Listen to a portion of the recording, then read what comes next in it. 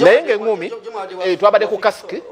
wa Fake Family twabaddeyo Fake Family n'awa Chameleone ebimuli bye n'amwebemu n'agamba n'amwebaza nnyo n'agamba okumulekera date yabaddewo ku makya kyakyawo ani ali mu nsonga za Fake Family? Fake Family mulimu Cox mulimu Kibo Media mulimu ne Unique be basatu be bamutegese of course muli ku level yemu tebategezaako asebo kuno omutwe naye conference zategedde ku press conference ebyo sazitegedde naye akati basabire bakole bulungi naye nze ku gaali siriiko gali eti yabwe tebankubira ngo banaye nga temutuyisaamu abugali toliko olete tubayisiza ku gali ya Fiki toliko ya Shakibo ku Rekimani ne Shakibo likuyana andi wa Shiba Shiba ewadirisa awo nange wesiba abiri mu bbiri August Serena awo nange wesiba Return of the Queen naye abalangi wamato kimanyi nkimanyi nange nkimanyi concert eriyo abiri mu bbiri kituufu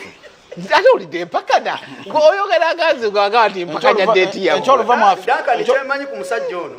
omugaali bwegwate mutuuze wano ayina n'okwesiganaga omwezi ogw'omunana gwina nekuzomeza 22 nimukumanga 21 nekya divorce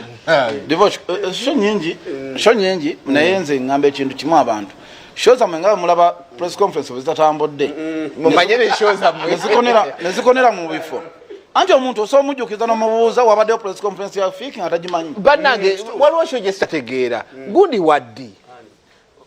munugi ali okunaku lwe lumu ne ba Rekimani abagenda okwekuba bavuga okusinga agenda oyimba otegeera kati ntumane oyo Cox ali oli abadde Cox kati ntumane show ya kati oli ye Mande ligwayo Mandevu kati mu Unique wali ebbali agenda kwesitegeera era akomawo banne batudde yayimiri nalinga atudde kyekimu ali mu kyo kyenkuga ne muganda wo oba muganda wo ani Unique ali da seto bangambye mmwe temukyagwa mwesigama